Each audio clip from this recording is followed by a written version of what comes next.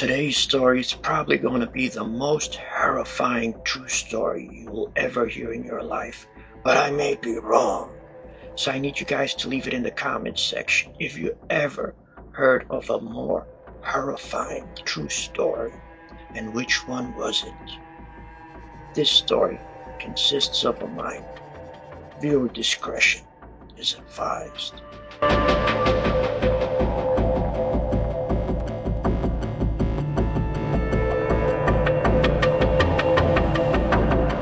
On September 29th, 1978, a 15-year-old girl named Mary Vincent was standing on the side of the highway just outside Modesto, California. She had recently ran away from home where she lived with her parents in Las Vegas, Nevada, because her parents were going through a very nasty divorce and she just couldn't take it anymore. Mary Vincent hitchhiked all the way to Los Angeles, California, to her grandfather's house. But after being there for a few days, she became very homesick and just wanted to return home to her parents' house. So she waited for her grandfather to step out so she could sneak out and hitchhike all the way back to her parents' house. Mary Vincent had hitchhiked all the way out to Modesto, California. On the way, she found these two other young hitchhikers that all three of them decided to team up for safety reasons.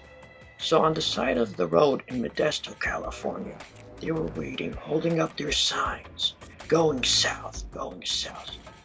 And they were just waiting. And finally, a light blue van stops. So Mary runs to the van, looks at the guy. He's the guy like in his 50s. And this is a huge van. So she asks him, "Hey, can you give us a ride?" He looks at them, looks at her, and he says, "I could only give you a ride." So Mary was wondering, wow, this is a huge van. Why could he only give me a ride? But she was so homesick, and she just wanted to go home. So she went to her other friends and told them, "Guys, he won't give you guys a ride. He just said he wants to give me a ride." So they told her, "Wow, that's strange. Mary, don't do it. That seems strange." She said, "I gotta go. He looks like an older guy in his 50s, and he looks harmless. I'm out of this joint." She gets into the van. "Oh, Mary, you're gonna be taking a ride straight to hell. So buckle up." As soon as Mary got into that van and closed the door, the guy gently drove off and introduced himself as Lawrence Singleton. They had small talk. Mary was getting tired. She said, "Hey, Mr. Lawrence, I'm getting tired. Do you mind if I take a nap?" He said, "No, sweetheart, go right ahead, take a nap." So she slept for a couple hours, and then when she woke up, she realized that they were going in the wrong direction. So she told him, "Hey, Mr. Lawrence, you're going in the wrong direction." He said, "What? You know what? You're right. This is the wrong direction." So he actually turned around and headed in the right direction. So that eased Mary, and she calmed down. So he was driving, and he told her, "Hey, I gotta use the bathroom if you don't mind." She said, "No, go right ahead. Use the bathroom. That's fine." So when they were still driving, she realized that her shoes were untied.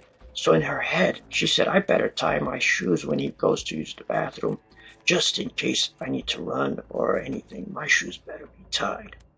So he turns in a wooded area. Mary's starting to feel unease. But then he said, "All right, I gotta take a leak." She said, "All right, go ahead, use the bathroom." So he opens the door, steps out. So Mary, too, opens the door to step out and was tying her shoes, and boom! Lawrence would knock out Mary with a hammer. When Mary would come to, she now realized that she's in back of this van, tied up, that she couldn't move. Lawrence would assault this young girl for hours upon hours. He did not care that she was a young 15-year-old girl at all. This guy has no feelings. He was worse than an animal. Matter of fact, animals are kinder. So he kept on assaulting her, but he got so tired that he hopped into one of the front seats and had to sleep a little bit, take a nap. Mary tried to untie herself, but she just couldn't do it. Then Lawrence wakes up again and drives off for a little bit. Then he goes back into the woods. Mr. Lawrence would assault her some more for a couple hours. Then he would untie her, pull her out of the van. So she tells him, "Mr. Lawrence, please set me free. Set me free, sir. I won't tell no one." He tells her, "You want to be set free? I'll set you free." And he goes behind the van, opens it up, and pulls out a hatchet and walks up to her, grabs her left hand, and boom! Oh my God, this guy's a lunatic. He cut off her left hand right below the elbow. This guy's crazy. He did some Michael Myers, Jason things to her. So she's screaming in shock, falling behind. She falls to the ground. So he looks at her, grabs her right hand. It clutches to one of his arms, and it takes him about 4 blows. Boom! Boom! Boom! Boom! And he cut off her right arm. And it was crazy. And she was screaming, falling behind with no hands. The woman had no hands no longer.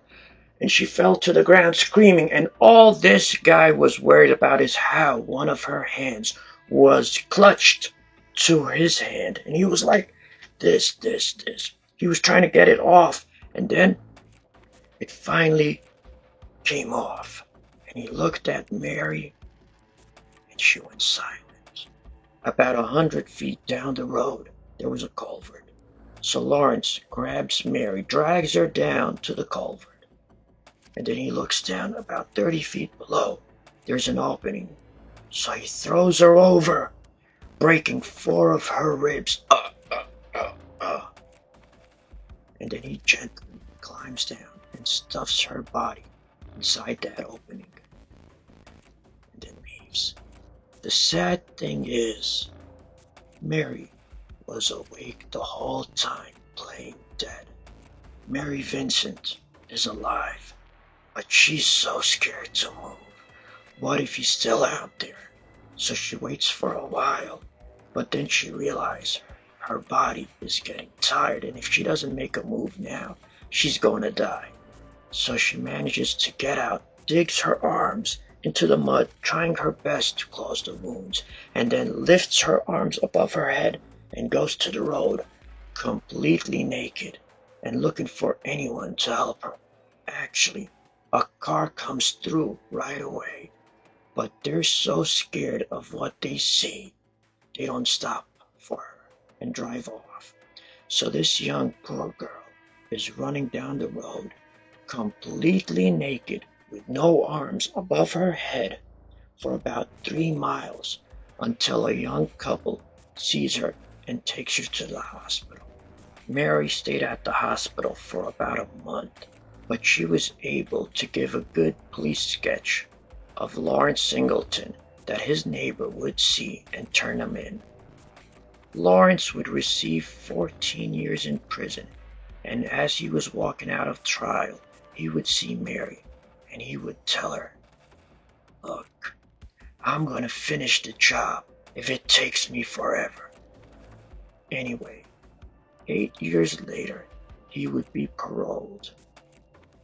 But this time, he did not go after Mary. 10 years later, he would kill again. This time, Lawrence would kill. He would kill 31-year-old Roxanne Hayes, and this time, Mary would testify in her trial, and Lawrence would be sentenced to death, but he would never be executed because he would die from cancer before that. Mary felt so cheated. She really wanted him to be executed. People were outraged how Lawrence Singleton was able to be released from prison and kill again. So they created this new bill named the Lawrence Singleton Bill that allowed the judge to give a person 25 years to life if that case involved torture. Thank you guys so much for watching today's show. I'm Ahmed Bassioni. Please like, share, and subscribe. God bless you. I'm out of this joint. Wait. Here's a bonus. Check this out. And I think of a young woman who has become a mother as a child and has never touched that child with her fingers or her thumb or caressed it with her hands. Instead, it's a prosthetic device. That's what I think about when I think about Mary Vincent. District Attorney Don Stahl still cannot fathom the tragedy of Mary Vincent. It was the summer of 1978. Mary Vincent was a fiercely independent but naive 15-year-old. I wanted to go home. That's the only thing that was in my mind, is that I wanted to go home. That day? Everything. I remember everything, every detail. Excuse me, I need some water. Okay, I'll get you water. Today, the crime is difficult to discuss. That is why Mary has never spoken to anyone about the details before. But she decided that she wanted us to understand what she's been through. Mary Vincent did not. Mary remembers a Corvette convertible coming toward her. And I screamed to stop, to help me. And I was thinking, gosh, I must look a mess. They're going to get scared, and they did get scared, and they drove off. I told myself, maybe if I'm nicer and I ask please to help, maybe the next people will help me. It was a miracle Mary survived, but she would never recover from the gruesome attack that robbed her of the chance to ever again run her fingers through her hair, caress a child's face, or hold a lover's hand. All of this brings Mary great pain. You told me you thought about suicide. Yes, I have. He took away my life. I mean, this isn't living, this is existing. Did he say anything to you while the crime was occurring? Remember it all? Well, while he was attacking me, he was telling me that I'm going to be his good little girl. He was talking as though I was one of his kids. Ironically, Singleton has a daughter Mary's age. After her harrowing ordeal, Mary faced her attacker in court. She was determined to see him punished. I can recall her eyes just almost growing. And then she pointed to him, and she did it with the prosthetic devices. And she did it so directly. I think everybody's heart stopped. What was it like to see his face again? I saw that just pure hate, pure evil. This makes Mary Vincent very uneasy. How many times have you moved in the last 15 years? Too many to remember. Just every time I move, there's always something I have to leave behind. In 1988, Mary Vincent got married. Today at 31, she is divorced, the mother of 2 children whose faces she asked us not to show. She's been on and off welfare for years. I have to work 10 times harder than the average person with hands to do anything, to fold clothes, do dishes. Mary's injuries still require constant attention. Her prosthetic arm should be replaced every year, but the staggering cost has made that impossible. Afraid she'll be tracked down by Singleton, Mary is always looking over her shoulder. She relies on a friend, Bob Clayton, for protection. He volunteers his time as her bodyguard. What kind of a person is Mary Vincent? She's an angel. Do you have a dream for the future? I had a dream once. I've had a lot taken from me, and I think